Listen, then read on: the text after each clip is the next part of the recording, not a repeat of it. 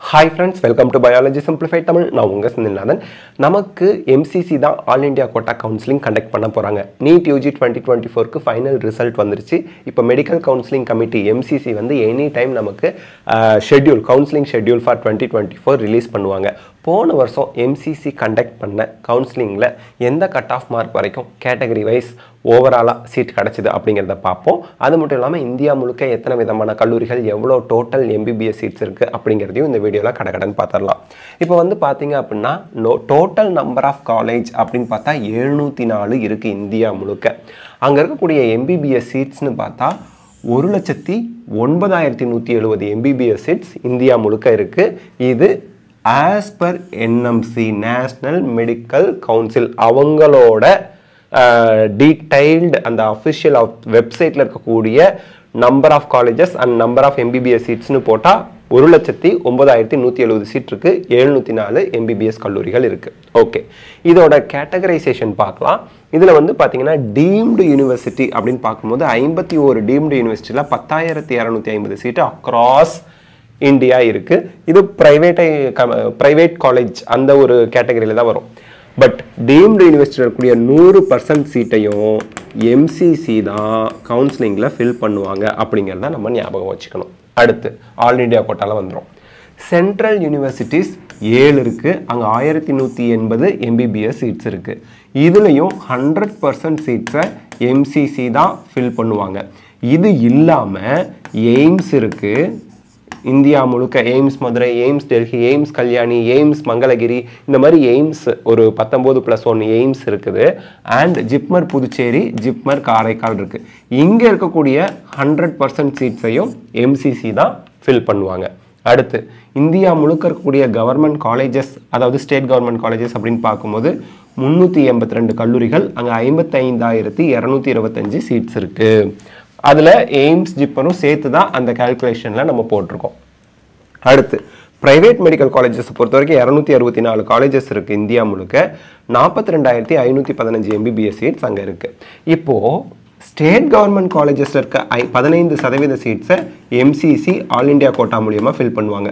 மீதி 85% state quota சீட்டை அந்தந்த ஸ்டேட்டே ஃபில் பண்ணிக்கும்.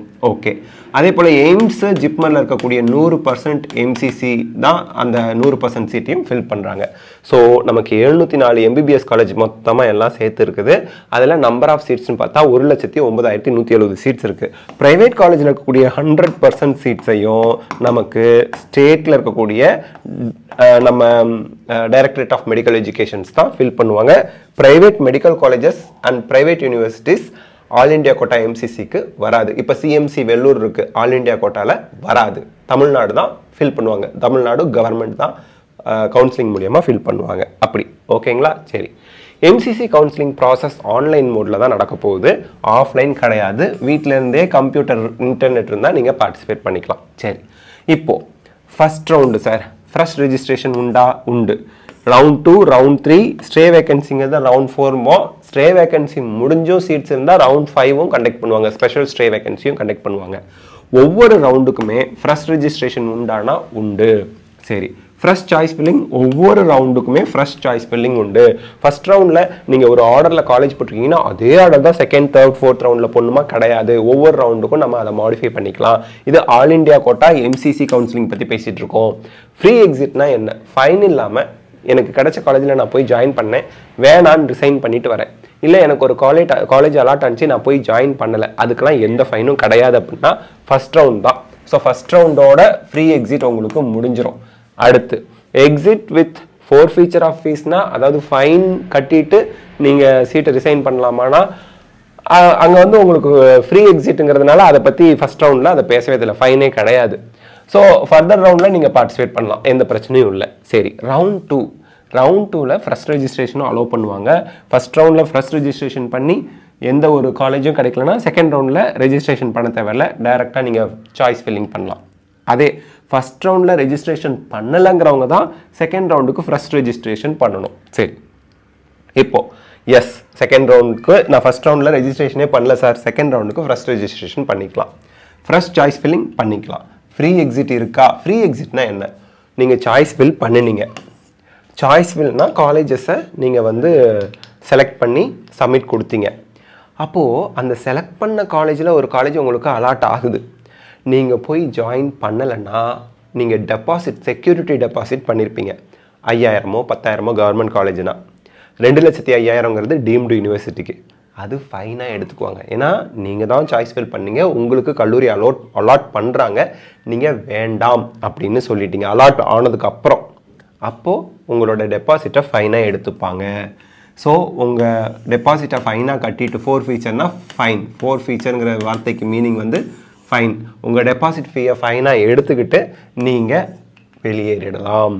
But if seat allotted, leaving the சீட்லேருந்து நீங்கள் ஜாயின் பண்ணலை, அலாட் பண்ண சீட்டில் நீங்கள் ஜாயின் பண்ணல, அப்போ நீங்கள் ரீரெஜிஸ்டர் பண்ணணும். திருப்பியும் டீம்டு யூனிவர்சிட்டினா 2,50,000 கட்டணும். கவர்மெண்ட் காலேஜோ எய்ம்ஸோ அந்த மாதிரி போகிறதா இருந்தால் 5,000மோ 10,000மோ கட்டணும். ஓபிசி என்சிஎல் அப்படின்னா 5,000, ஓபிசி என்சிஎல் எஸ்சி எஸ்டினா 5,000, ஜென்ரல்னா 10,000 ரூபாய் கட்டணும். ஓகே, ரவுண்ட் 3ல் சார் இந்த 2 ரவுண்டும் நான் பார்ட்டிசிபேட் பண்ணல, ஸ்டேட் கோட்டாவில் பார்த்துட்டு பார்ட்டிசிபேட் பண்ணலான்னு இந்த 2 ரவுண்டும் நான் ரெஜிஸ்டர் பண்ணல. ஃப்ரெஷ்ஷாக ரெஜிஸ்டர் பண்ணலாமா? தாராளமாக பண்ணலாம். சரி, ஃப்ரெஷ் சாய்ஸ் ஃபில்லிங் பண்ணலாம்.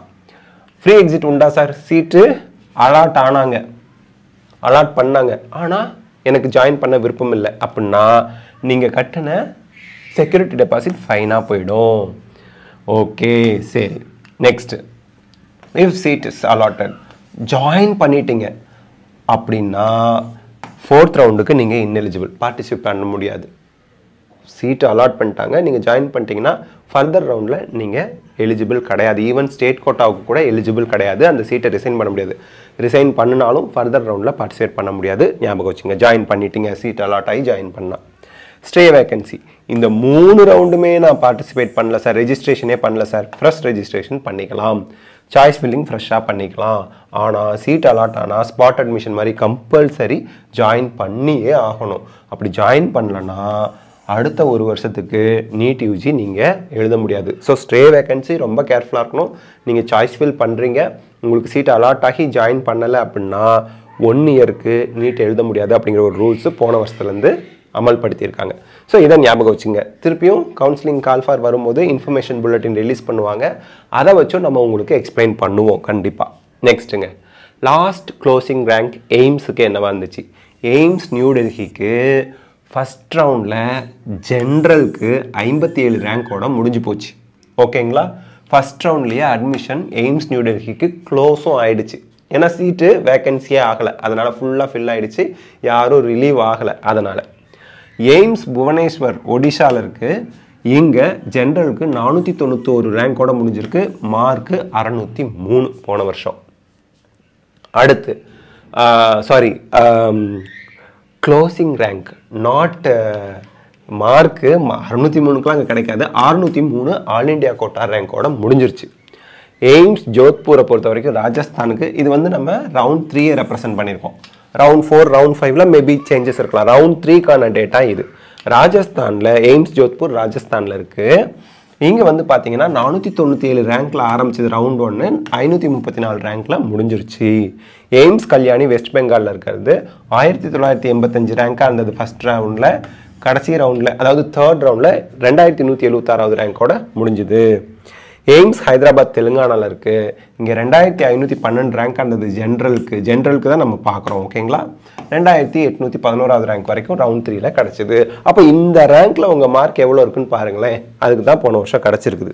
ஓகே, அடுத்து ஏன்னா இப்போ உங்ககிட்ட மார்க் இருக்குது, நம்ம ரேங்க் சொல்கிறோம், நீங்கள் கம்பேர் பண்ணிக்கலாம். கஸ்தூர்பா மெடிக்கல் காலேஜ் மணிப்பால் கர்நாடகாவில் இருக்குது. இது வந்து டீம்டு யூனிவர்சிட்டியோட லாஸ்ட் ரேங்க் என்னன்னு பார்த்துக்குங்க. Last closing rank Kasturba medical college மணிப்பாலில் இருக்க கர்நாடகாவில் இருக்கிறதுக்கு 51,200. Hamdard institute of medical sciences and research new டெல்லியில் 59,571 ரேங்க் வரைக்கும் முடிஞ்சிருக்கு. Symbiosis medical college for women பூனேயில் மகாராஷ்டிராவில் இருக்கிறது 64,564 ரேங்கோட முடிஞ்சிருக்கு. அங்கே கொஞ்சம் ஃபீஸ் கம்மி. ACS medical college and hospital Chennai தமிழ்நாட்டில் 12,10,857 ரேங்க் வரைக்கும் சீட் கிடச்சிருக்கு.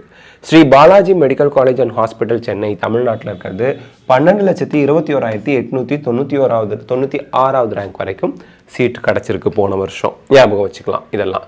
சரி, அந்த ரேங்க் பார்த்துக்குங்க. இப்போது last rank for state government colleges என்ன 85% ஸ்டேட் கோட்டா. இதை கண்டக்ட் பண்ணுறது அந்தந்த ஸ்டேட்டில் இருக்கக்கூடிய டைரக்டரேட் ஆஃப் மெடிக்கல் எஜுகேஷன், நமக்கு டிஎன் மெடிக்கல் செலெக்ஷன் சொல்லுவோம், directorate of medical education. Andhra பிரதேசில் கவர்மெண்ட் மெடிக்கல் காலேஜில் க்ளோசிங் ரேங்க் என்னென்னா 12,836. லாஸ்ட் ரவுண்டுக்கு 17,976 முடிஞ்சு போச்சு. செகண்ட் ரவுண்டோடய எல்லாம் க்ளோஸ் ஆயிடுச்சு last rank.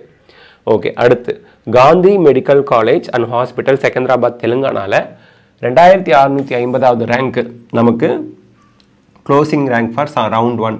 Mop-up round third ரவுண்டில் 3,275வது ரேங்கோட முடிஞ்சு போச்சு. இது அந்த ஸ்டேட் கவர்மெண்ட் காலேஜஸில் இருக்கக்கூடிய க்ளோசிங் ரேங்க்கு for state rank, state general rank. அதுக்கடுத்து saint Bhagwat Dayal Sharma post graduate institute medical sciences Rohtak Haryana. So இதெல்லாம் அதர் ஸ்டேட். பெங்களூரில் என்ன, ஹல்த்வானியில், அதாவது கர்நாடகா, உத்தரகாண்ட், இதுக்கெல்லாம் ஜென்ரல் ரேங்க், அதாவது ஜென்ரல் கேட்டகரிக்கும் இதெல்லாம் பார்த்துருக்கோம். ஓகே, அடுத்து நம்ம last rank for state private colleges அப்படின்னு பார்க்கும்போது இந்த கவர்மெண்ட் காலேஜஸ் ப்ரைவேட் காலேஜஸ்லாம் தமிழ்நாடுக்கு ஏன் போடல அப்படின்னா, தமிழ்நாடுக்கு நம்ம ஃபுல் டீட்டெயிலாக காலேஜ் வைஸே லிஸ்ட் நம்ம வந்து ஷேர் பண்ணியிருக்கோம், வீடியோ போட்டிருக்கோம், அதனால தான்.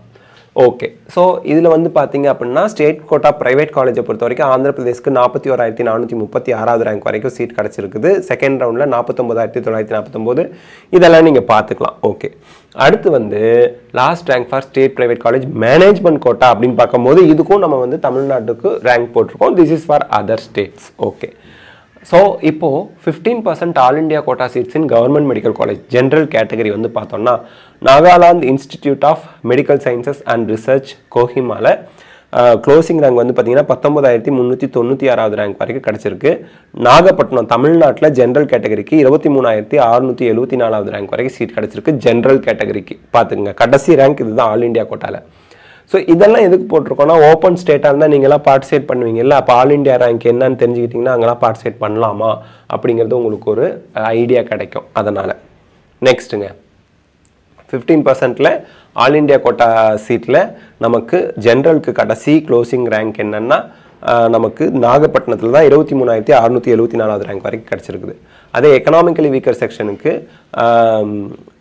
Shahid Hasan Khan Mewati government medical college நல்ஹாரில் 25,013வது ரேங்க் வரைக்கும் கிடச்சிருக்குது. OBC general OBC NCL non creamy லேயருக்கு வந்து பார்த்தீங்க அப்படின்னா நாகாலாந்தில் 19,977, அதே BPS government medical college for விமனில் 23,675வது ரேங்க் வரைக்கும் சீட் கிடச்சிருக்குது. அதே போல் எஸ்சி கேட்டகரிக்கு ஆந்திர பிரதேசில் 1,29,128வது ரேங்க் வரைக்கும் சீட் கிடச்சிருக்குது.